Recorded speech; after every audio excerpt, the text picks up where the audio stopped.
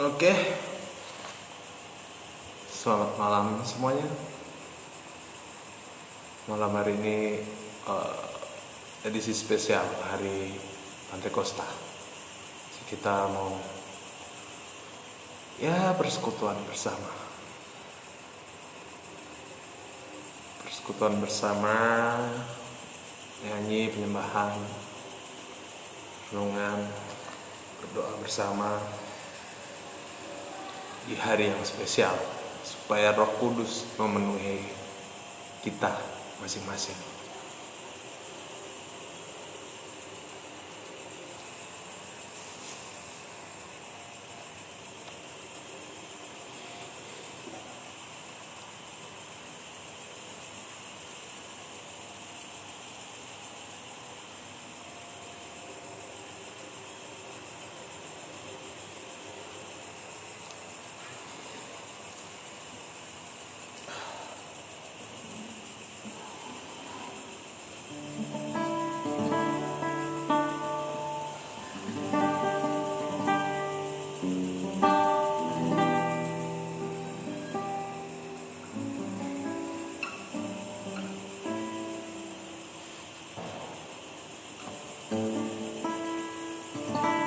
Kita bersama-sama naikkan pujian kita, Roh Kudus Kau hadir di sini.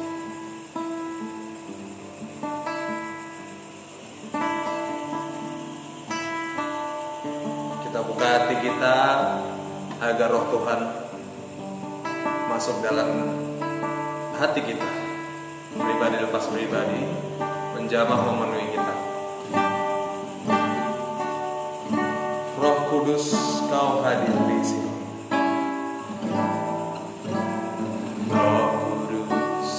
Hadir di sini, Roh Kudus, mengasihimu. Kau lembut, kau manis, kaulah penghiburku, penolongku, diutus Bapakku.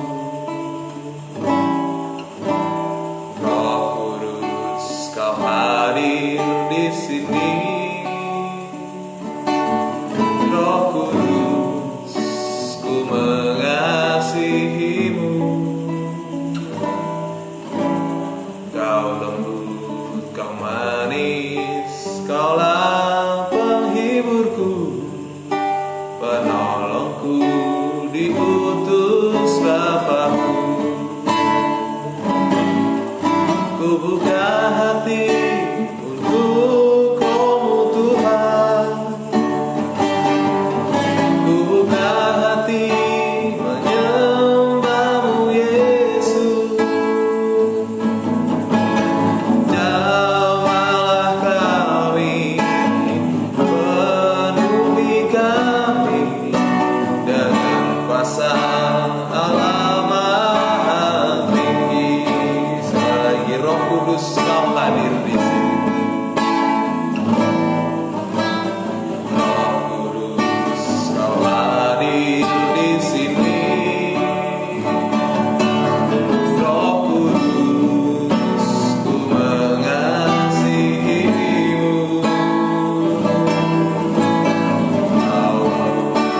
Kau manis, kaulah penghiburku, penolongku, diutus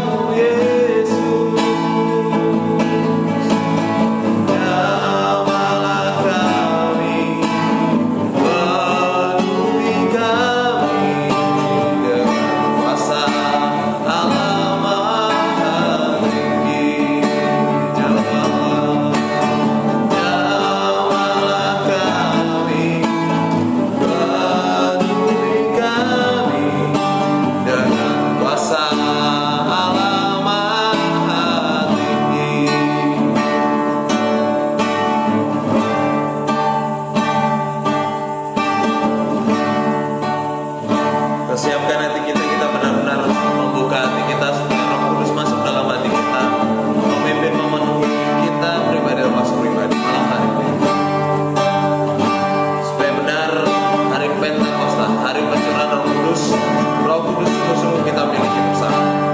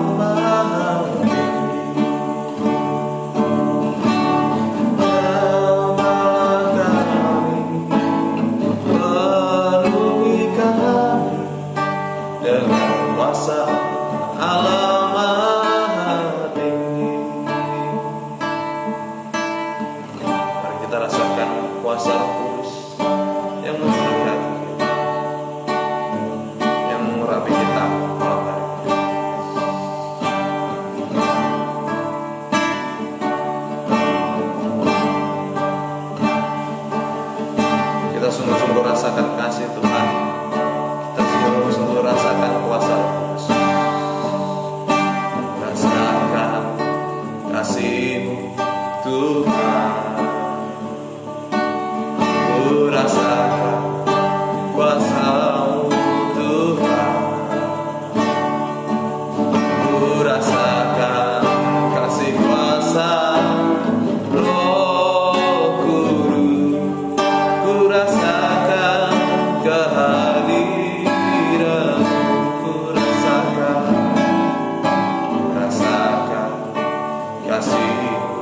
Tuhan,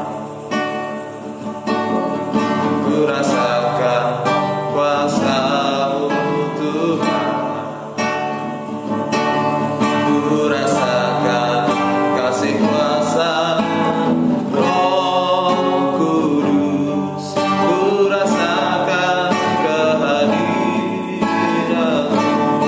curahkanlah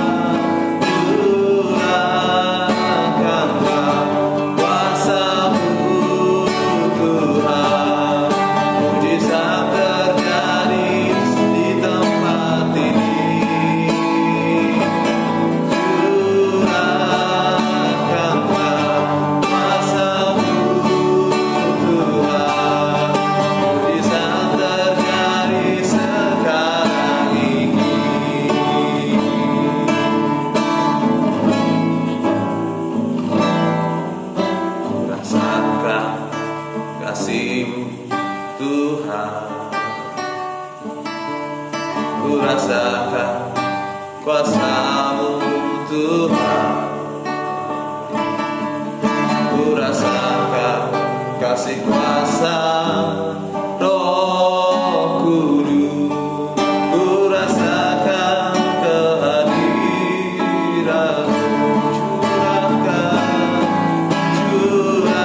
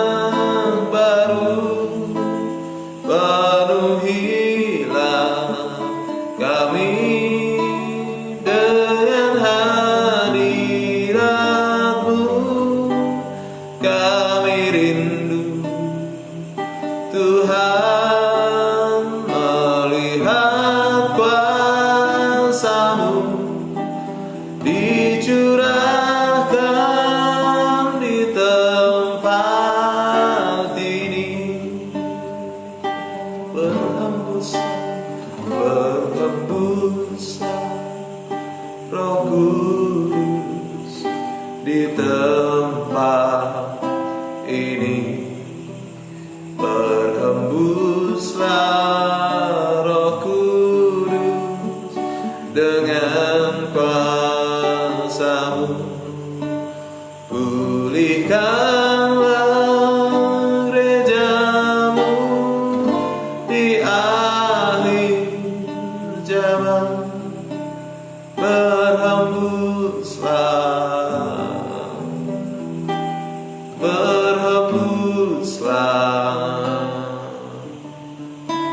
sekarang.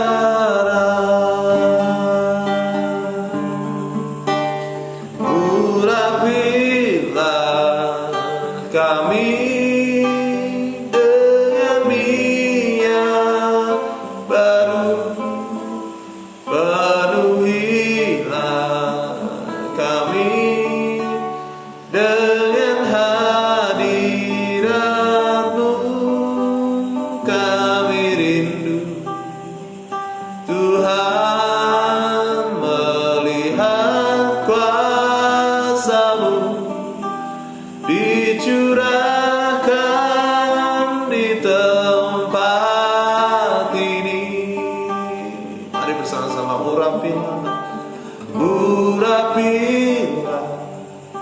kami dengan minyak baru, penuhilah kami dengan hadirat-Mu.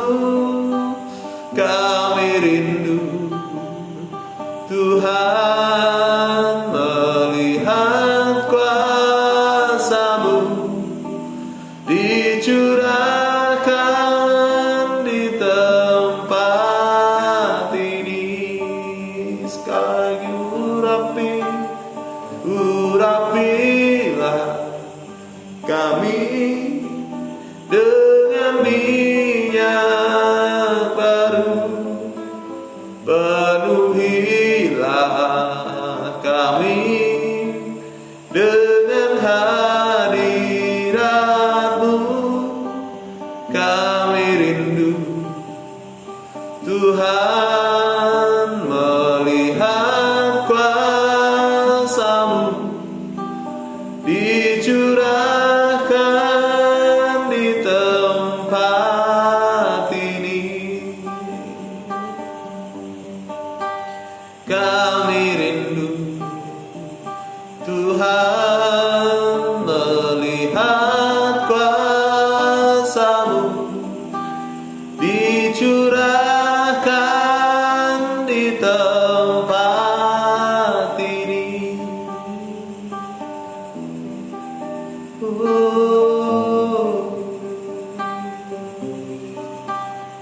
Urapi kami, curahkan kami dengan Roh-Mu, penuhi kami,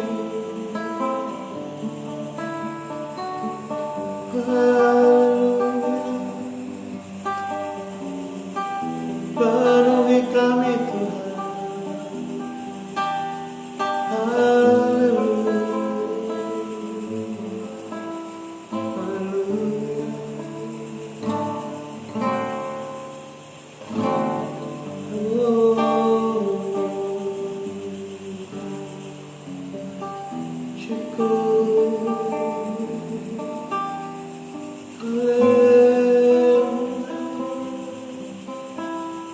Urapi kami, urapilah Tuhan dengan Roh Kudus-Mu malam itu. Haleluya,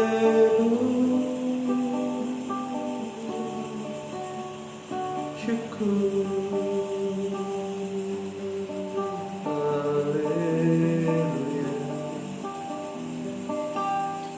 Terima kasih.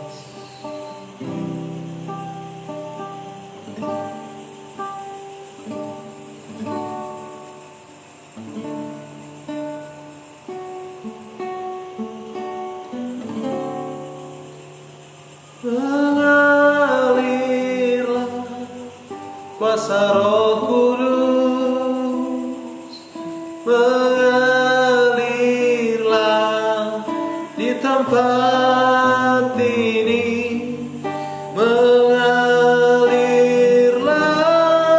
oh Roh Kudus, di hidupku mengalirlah, mengalirlah, kuasa Roh Kudus mengalirlah di tempat ini, mengalirlah, oh Roh Kudus, pulihkanku, pulihkanku, bagaikan tanah kering, bagaikan tanah kering yang merindukan air. Demikianlah jiwaku haus akan Engkau.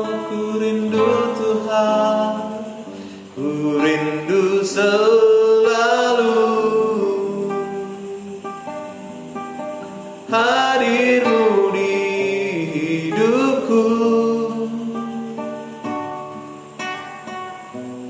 memulihkan jiwaku,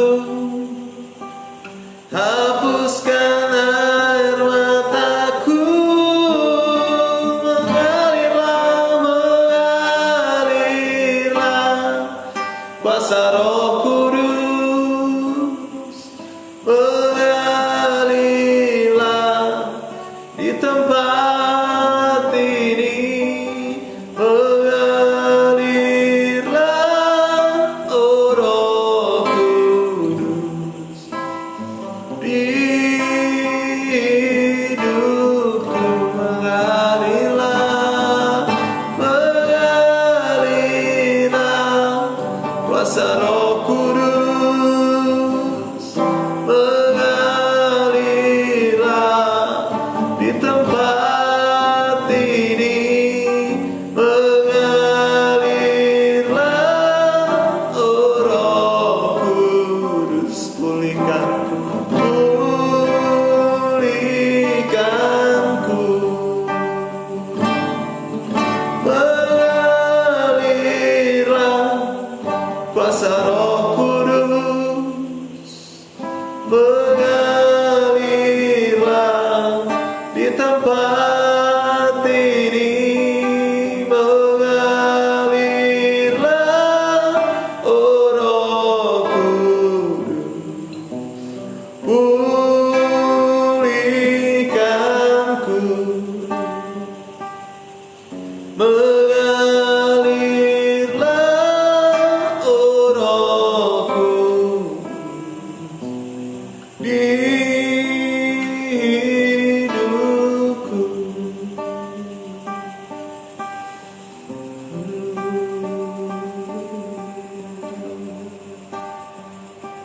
Mengalir Tuhan, kuasa-Mu mengalir, memulihkan kami.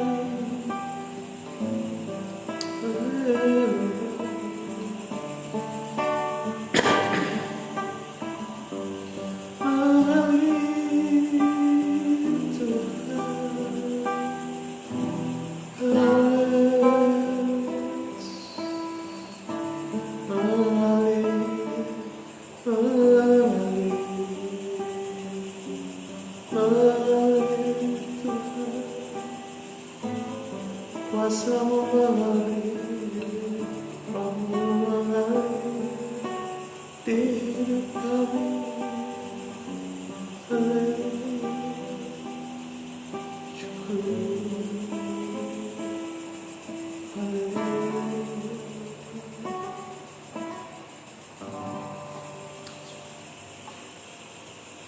Kita berdoa terlebih dahulu. Terima kasih Tuhan Yesus, boleh kami nikmati pujian penyembahan kami.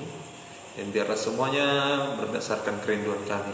Kami sungguh-sungguh rindu jemaat Roh Kudus-Mu malam hari ini, khususnya di hari yang istimewa bagi kami, hari Pentakosta, di mana Engkau mencurahkan Roh Kudus-Mu atas kami, orang-orang percaya Tuhan Yesus. Penuhi kami, urapi kami pribadi, sehingga kami dalam waktu sharing malam hari ini boleh benar-benar merasakan kasih-Mu, merasakan lawatan-Mu melalui firman Tuhan. Terima kasih Tuhan. Kami serahkan semua dalam tangan-Mu. Dalam nama Yesus kami bersyukur dan berdoa. Amin. Oke, halo semuanya, selamat malam, shalom.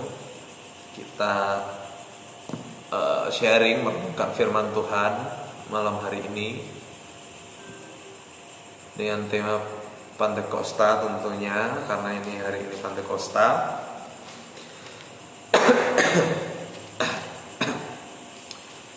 Hari Pentakosta, di mana hari Yesus Allah mencurahkan Roh Kudus bagi orang percaya. Di hari Pentakosta biasanya sering dikaitkan dengan bahasa roh atau kepenuhan Roh Kudus. Orang-orang biasanya menyangkut pautkan kepenuhan roh dengan bahasa roh. Secara tidak langsung beberapa orang ini menganggap bahwa jika belum bahasa roh, belum dipenuhi oleh Roh Kudus. Apakah benar demikian? Tentu jawabannya tidak. Orang yang dipenuhi Roh Kudus tidak harus atau tidak selalu ditandai dengan berbahasa roh. Bahasa roh merupakan salah satu tanda kepenuhan roh, hanya salah satu, bukan satu-satunya tanda bahwa orang itu sedang dipenuhi Roh Kudus. Jadi ketika kita menaikkan pujian penyembahan kita, lalu kita tidak berbahasa roh, itu tidak menunjukkan kita tidak sedang dipenuhi Roh Kudus, tidak. Bukan. Jadi jangan khawatir kita tidak berbahasa roh, tidak ada persoalan. Karena memang kepenuhan Roh Kudus, dipenuhi oleh Roh Kudus, ditandai bukan hanya lewat bahasa roh, masih banyak hal lain. Bahkan secara khusus bahasa roh ini disalahartikan oleh beberapa oknum. Seperti yang sudah saya bilang tadi, kalau belum berbahasa roh berarti belum kepenuhan roh. Disalahartikan demikian, padahal tidak demikian. Justru sebaliknya, orang yang kepenuhan Roh Kudus bisa saja bahasa roh, tandanya bisa bahasa roh. Tapi orang yang berbahasa roh belum tentu karena kepenuhan Roh Kudus. Jadi ini dua hal yang berbeda. Orang yang dipenuhi Roh Kudus bisa saja bahasa roh, tandanya. Tapi orang yang bahasa roh belum tentu dipenuhi Roh Kudus. Buktinya apa? Kalau kita berada di suatu gereja atau fenomena bahasa roh, ini saya ingat ketika tahun awal-awal 2000-an mungkin, atau 2010-an, ketika saya masih SMP, SMA, ikut-ikut persekutuan, pola bahasa roh dari gereja satu ke gereja lain sama. Kata-katanya hampir mirip semua, syarabara-bara-bara-bara-bala-bala dan seterusnya. Kata-katanya hanya itu. Apakah Roh Kudus, bahasa roh hanya terbatas dengan kata-kata itu? Saya rasa tidak. Roh Kudus lebih daripada itu. Bukan hanya raba-raba saja, Roh Kudus juga bisa megang. Bukan hanya itu. Makanya bahkan ada satu cerita menarik. Ketika saya kuliah dulu, saya punya teman angkatan. Jadi kami di kampus itu selalu ada pelayanan mingguan, pelayanan weekend. Jadi di tempat pelayanan weekend ditempatkan di berbagai denominasi. Kami yang kuliah di situ, di salah satu kampus, itu latar belakang gerejanya macam-macam. Ada yang Protestan, ada yang Pentakosta, ada yang karismatik, ada yang Injili, semuanya ada di situ. Dan ketika pelayanan weekend semuanya dipisah, bahkan diacak supaya lebih kaya. Nah, teman saya ini latar belakangnya gereja sukunya Batak lagi. Ketika pelayanan di Malang di gereja Pentakosta, gereja itu menekankan bahasa roh. Jadi menganggap bahasa roh adalah satu-satunya tanda orang dipenuhi Roh Kudus. Kalau belum bahasa roh, jadi belum dipenuhi Roh Kudus. Gereja tersebut menganut pemahaman yang demikian. Akhirnya temanku awal-awalnya seperti tidak dihargai atau tidak diberi respect karena tidak bisa bahasa roh. Akhirnya temanku mencari cara gimana caranya supaya diterima di lingkungan tersebut. Nah, mengingat dia seorang Batak, pada akhirnya ketika pelayanan di gereja Pentakosta ini yang berada di Malang, yang notabene banyak orang Jawa, ketika mulai pelayanan, pujian penyembahan dimulai, yang lain berbahasa roh, teman saya memutuskan untuk berbahasa Batak. Dan benar saja, orang-orang di situ menganggap teman saya ini sedang kepenuhan roh karena berbahasa roh. Padahal teman saya sedang berbahasa Batak. Karena tidak ada yang tahu artinya, pikirnya itu bahasa roh aja. Nah, kalau kita lihat fenomena semacam ini, kita bisa tarik kesimpulan bahwa bahasa roh tidak serta-merta menunjukkan bahwa orang itu sedang dipenuhi Roh Kudus. Tapi sebaliknya, kalau orang yang sedang dipenuhi Roh Kudus bisa saja. Ingat saya bilang bisa saja. Jadi bukan suatu penentu, tapi bisa jadi sebagai salah satu tanda bahwa orang itu sedang kepenuhan roh adalah berbahasa roh. Nah, sekarang kita mempelajari salah satu tanda atau tanda lain bahwa orang itu sedang kepenuhan roh atau sedang dipenuhi oleh Roh Kudus selain bahasa roh. Tanda apa saja itu? Kita belajar dalam kitab kita Kisah Para Rasul 7 ayat 55. Saya bacakan untuk kita semua Kisah Para Rasul 7 ayat yang ke-55. Tetapi Stefanus yang penuh dengan Roh Kudus menatap ke langit lalu melihat kemuliaan Allah dan Yesus berdiri di sebelah kanan Allah. Nah, dalam ayat ini kita bisa lihat bahwa Stefanus juga sedang dipenuhi oleh Roh Kudus. Lalu, apakah Stefanus sedang berbahasa roh saat ayat ini ditulis? Tidak. Stefanus tidak sedang mengucapkan bahasa roh ketika ia sedang dipenuhi Roh Kudus.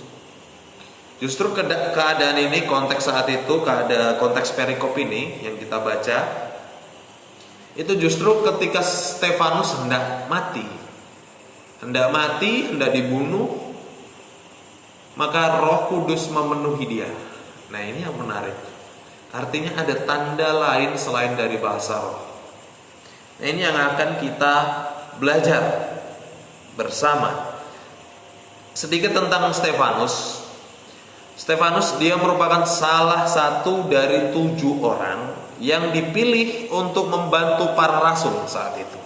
Kita bisa lihat di Kisah Para Rasul 6 ayat 1 hingga ayat yang ke-7. Satu perikop itu dengan judul 7 orang dipilih untuk melayani orang miskin. Jadi ketika itu para rasul padat pelayanannya, istilahnya gitu.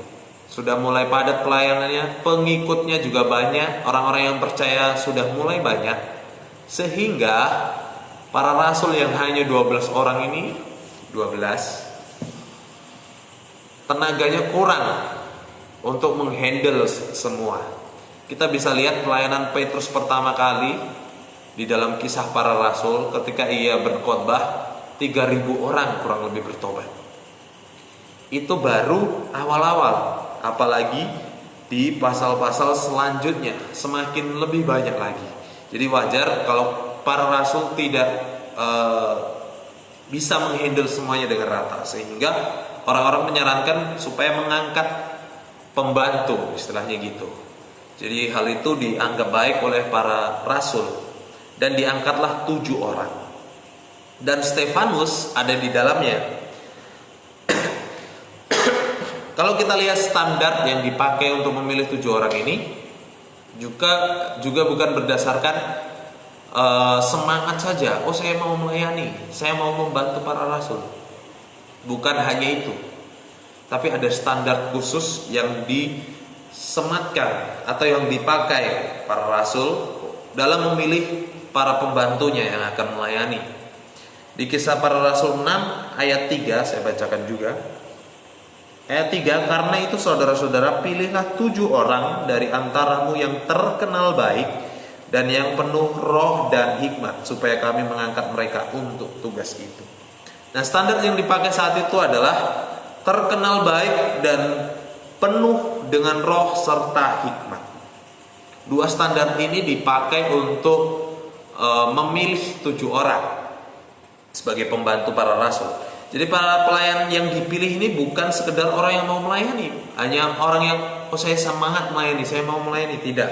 Tapi sungguh-sungguh berkelakuan baik atau bermoral baik, ya kan? Sudah terkenal, artinya sudah lama ia menjadi baik. Bukan orang-orang yang bertobat baru bertobat baru, bukan. Melainkan memang sudah lama dia berkelakuan baik atau bermoral baik. Ada kata terkenal di situ, menunjukkan waktunya. Kalau sudah terkenal artinya sudah teruji, ya kan? Kebaikannya sudah teruji. Lalu penuh dengan roh dan hikmat. Hikmat di sini hikmat dalam memahami kitab-kitab Taurat. Kalau dalam konteks kita, kitab-kitab Perjanjian Lama. Jadi memahami tuh isi semua kitab-kitab itu yang sudah tertulis sebelumnya. Jadi penuh dengan hikmat adalah memahami firman Tuhan dengan baik. Lalu ketika Saulus memulai pelayanannya ini, Stefanus maksud saya, minta maaf. Stefanus ketika memulai pelayanannya, ia melakukannya disertai dengan berbagai mujizat. Pasal 6 ayat ke-8. Dan Stefanus yang penuh dengan karunia dan kuasa mengadakan mujizat-mujizat dan tanda-tanda di antara orang banyak. Jadi Stefanus melakukan pelayanan bukan hanya sebatas memberitakan firman Tuhan, tapi disertai dengan mujizat. Kenapa bisa melakukan mujizat? Karena di ayat yang ke-8 tadi jelas dikatakan Stefanus yang penuh dengan karunia dan kuasa.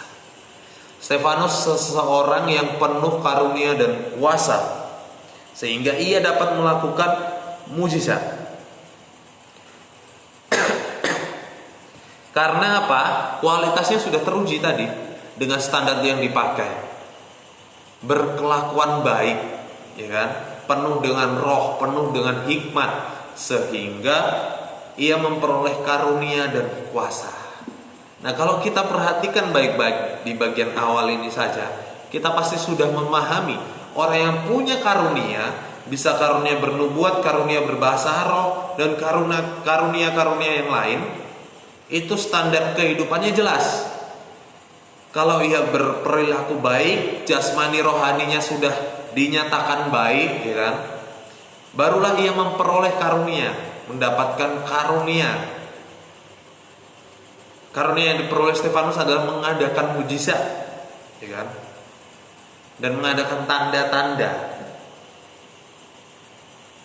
Kalau orang petobat baru tentunya tidak serta-merta langsung dikasih karunia, diberikan oleh Allah karunia, tidak.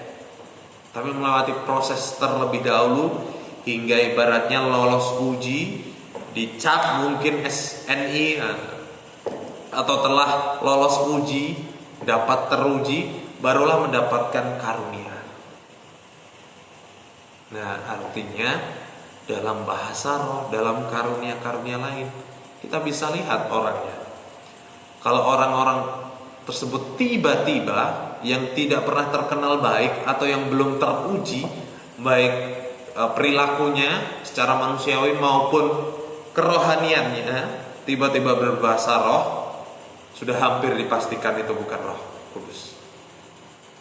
Masih ada kemungkinan benar memang itu Roh Kudus, tapi kecil atau jarang, karena itu merupakan bagian pengalaman hidup masing-masing orang.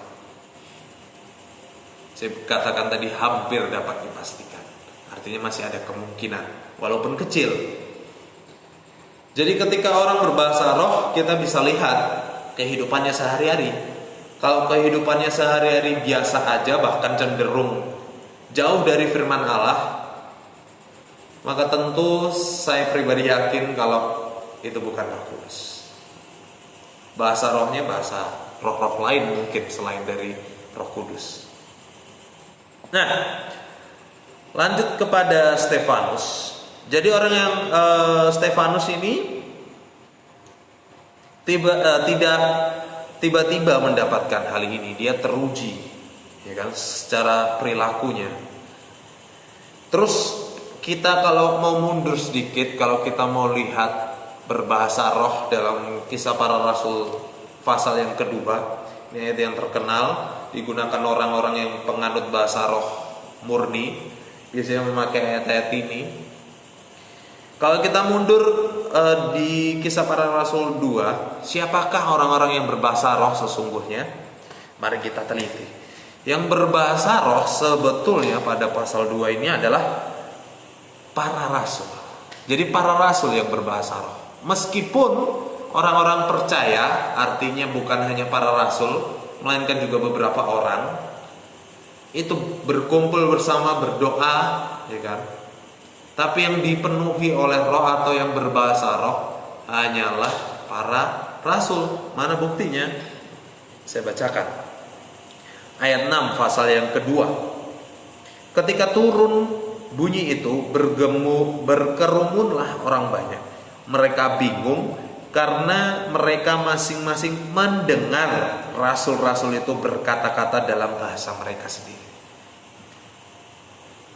Jelas ayat ini, yang berkata-kata dengan bahasa lain atau yang sering diklaim dengan bahasa roh, itu hanyalah para rasul. Sedangkan orang-orang lain itu hanya mendengar. Nah, menarik.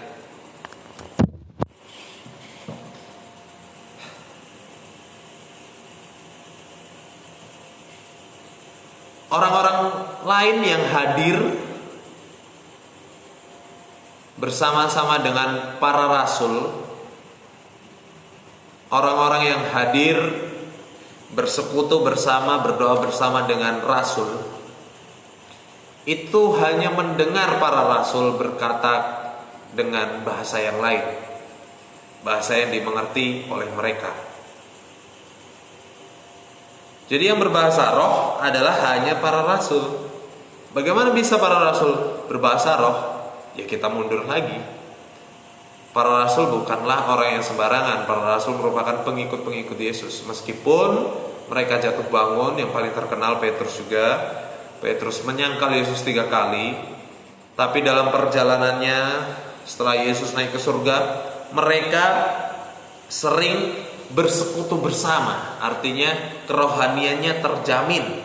Pasal 1 ayat 4 saya bacakan untuk kita semua. Ayat 14 maksud saya. Pasal 1 ayat yang ke-14. Mereka semua bertekun dengan sehati dalam doa bersama-sama dengan beberapa perempuan serta Maria ibu Yesus dan dengan saudara-saudara Yesus. Jadi semenjak Yesus naik ke surga, para rasul bertekun dengan sehati dalam doa bersama-sama. Artinya kerohanian mereka sudah lebih baik, bahkan jauh lebih baik daripada sebelumnya. Oleh sebab itulah mereka bisa berkata-kata dengan bahasa lain atau dipenuhi Roh Kudus, karena kerohanian mereka baik.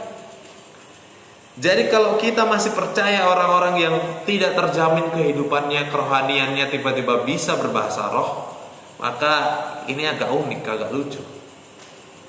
Karena di Alkitab pun orang-orang yang berbahasa roh adalah orang-orang yang sudah teruji. Meskipun lagi-lagi ada kemungkinan kecil orang-orang memang bisa dipenuhi Roh Kudus dan bahasa roh.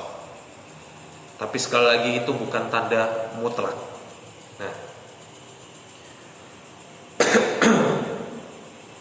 kembali ke Stefanus. Kembali ke pasal yang ke-6 tadi, 7 dan 8.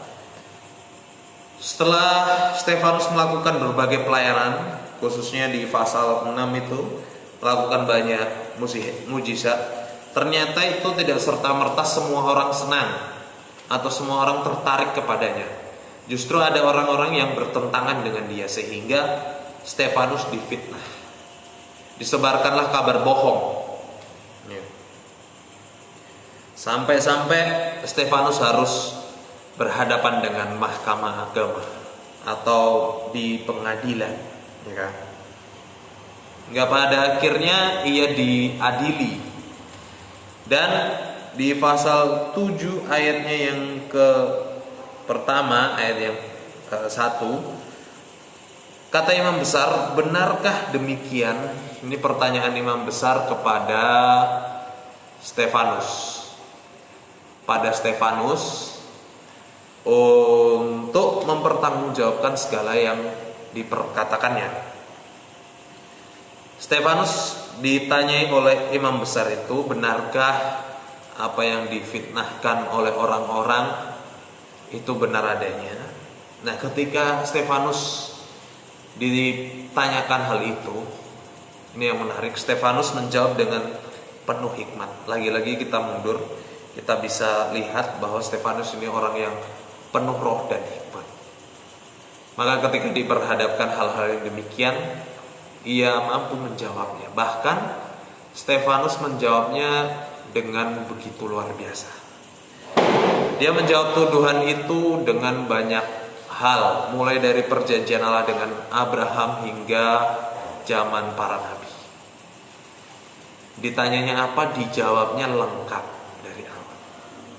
Namun ternyata pembelaan itu di pasal 7, nanti bisa baca sendiri, itu justru membuat imam jadi patah hati,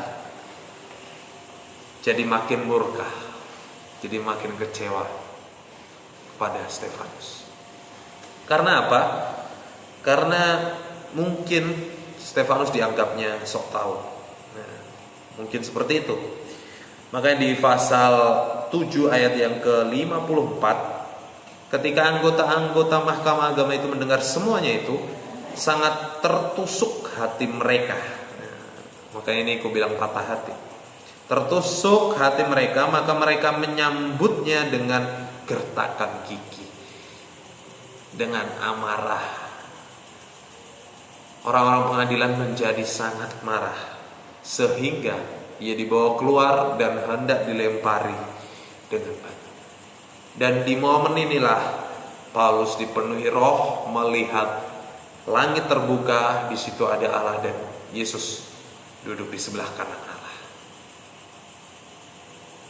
Nah, lagi-lagi kalau kita belajar dari Stefanus, tidak ada satu bukti pun yang menunjukkan bahwa ketika Stefanus dipenuhi oleh Roh Kudus, Stefanus berbahasa roh. No. Kisah Stefanus ini untuk membuktikan kepada kita semua bahwa bahasa roh bukanlah patokan orang dipenuhi Roh Kudus. Patokan orang dipenuhi Roh Kudus adalah seperti Stefanus, yaitu berani menyatakan kebenaran. Berani menyatakan kebenaran, bahkan rela mati karena kebenaran. Stefanus itu orangnya demikian. Stefanus penuh dengan roh, maka dia berani memberitakan firman, berani menyatakan kebenaran. Stefanus penuh dengan roh, makanya dia rela mati, berani mati, walaupun dia melakukan kebenaran. Dua hal ini sungguh jelas, dua hal ini, yaitu memberitakan kebenaran dan tidak takut kematian karena kebenaran. Nah, harusnya dua hal ini yang dijadikan patokan orang ketika orang mengaku, oh saya sedang dipenuhi Roh Kudus. Nah, kalau ada orang yang mengaku demikian, tanyalah orang-orang yang demikian. Kalau memang benar orang itu dipenuhi oleh Roh Kudus, apakah berani dia menyatakan kebenaran? Kalau orang-orang itu sungguh dipenuhi Roh Kudus, apakah berani orang itu rela menderita karena kebenaran, bahkan mati karena kebenaran? Tidak banyak orang yang berani itu. Kebanyakan orang justru malah mencari kekayaan dengan alasan kebenaran. Tapi Stefanus sebaliknya, ia yang dipenuhi oleh Roh Kudus berani menyatakan kebenaran dan mati karena kebenaran. Maka kesimpulannya, hal yang bisa kita ambil dari Stefanus, penuh dengan roh itu merupakan proses kehidupan orang percaya kepada Yesus. Jadi penuh dengan roh tidak serta-merta ketika kita percaya Yesus, jebret, langsung penuh dengan Roh Kudus. No. Ada proses yang sangat panjang. Para rasul penuh dengan Roh Kudus, mengikuti Yesus, mendampingi pelayanan Yesus, disertai jatuh bangun, sehingga pada akhirnya mereka bertekun dalam doa dan mereka dipenuhi roh. Stefanus pun demikian. Dia dipenuhi Roh Kudus karena ia terkenal baik. Tindakannya jasmani rohaninya sudah terkenal baik. Maka Roh Kudus berani tinggal, mau hinggap tinggal. Bagaimana mungkin Roh Kudus mau tinggal di dalam hati seseorang atau diri seseorang jika pribadinya masih begitu banyak melakukan dosa? Saya rasa tidak mungkin. Dan saya pasti nyatakan bahwa tidak mungkin Roh Kudus tinggal di orang-orang demikian. Roh Kudus tinggal di orang-orang yang kehidupannya sudah sungguh-sungguh dekat kepada Allah. Roh Kudus tinggal di orang-orang yang bersih secara perilaku maupun perkataan, bahkan kerohaniannya yang senantiasa bersekutu dengan Allah. Maka kita jangan mudah untuk mengaklaim kita penuh dengan Roh Kudus. Jangan sangat mudah kita nyatakan, oh saya penuh dengan Roh Kudus. Tapi beranikah kita menyatakan kebenaran? Maukah kita menderita karena kebenaran? Maka itu yang perlu kita jawab semuanya di dalam diri kita masing-masing. Malam ini di hari Pentakosta, di pencurahan Roh Kudus, apa yang sudah terjadi selama hidup kita, jatuh bangun kita, itu bagian dari proses kehidupan kita. Maka mari kita ambil komitmen malam hari ini untuk kita bertekun di dalam doa, mendekatkan diri, bersekutu kepada Allah semakin dekat lagi, sehingga kehidupan kita sungguh-sungguh dipenuhi oleh Roh Kudus. Jadi kita tidak setiap tahun, kita tidak hanya merayakan setiap tahun, oh hari ini hari pencurahan Roh Kudus, tapi kita tidak merasakan Roh Kudus itu sendiri. No. Namanya penuh tidak perlu tunggu momen pencurahan Roh Kudus. Tidak. Setiap hari seharusnya kita penuh dengan Roh Kudus. Melalui apa? Melalui tindakan kita, perilaku kita, jasmani rohani kita yang baik. Sebetulnya ini hal yang ya bisa dibilang gampang, karena kita menjaga kualitas kehidupan kita, baik jasmani maupun rohani. Kita pastikan itu sudah baik. Kalau itu sudah baik, maka bisa dikatakan kita penuh akan Roh Kudus. Kalau belum, jasmani rohani kita belum penuh akan Roh Kudus, belum baik, maka kita belum bisa dikatakan penuh akan Roh Kudus. Lagi-lagi, sekali lagi, ingatlah bahasa roh tidak menjamin hidup kita sedang dipenuhi Roh Kudus. Bahasa roh bukanlah tanda satu-satunya atau bukan patokan utama dalam menentukan seseorang, oh itu orang yang dipenuhi Roh Kudus, bukan. Melainkan orang yang dipenuhi Roh Kudus adalah orang-orang yang berani menyatakan kebenaran dan rela menderita karena kebenaran, baik itu penderitaan secara jasmani maupun bahkan kehilangan nyawa sekalipun. Itulah orang yang dipenuhi dengan Roh Kudus sesungguhnya. Amin. Untuk kebenaran firman Tuhan, mari kita berdoa. Tuhan Yesus, terima kasih, firman-Mu sungguh sangat jelas. Kami belajar lagi lewat Stefanus Tuhan, pribadinya yang terjamin, terkenal baik Tuhan, sehingga karunia-Mu Yesus dan hikmat-Mu senantiasa ada untuk Stefanus. Dan biarlah kami juga belajar dari Stefanus untuk menjaga kualitas hidup kami, jasmani rohani kami boleh kami perbaiki Tuhan, sehingga semakin hari kami semakin dekat kepadamu dan kami layak untuk berhadapan denganmu, dan pada akhirnya hidup kami dipenuhi oleh Roh Kudus. Dan ajarlah kami Tuhan untuk melakukan kebenaran firman Tuhan ini. Terima kasih Tuhan Yesus, berkati kami pribadi lepas pribadi. Hanya dalam nama Yesus kami mengucap syukur dan berdoa. Amin. Oke teman-teman, kita tutup sharing kita, persekutuan kita. Kita naikkan pujian kita. Peganglah tanganku Roh Kudus. Biarlah Roh Kudus yang memegang tangan kita, menuntun langkah kita. Peganglah tanganku Roh Kudus.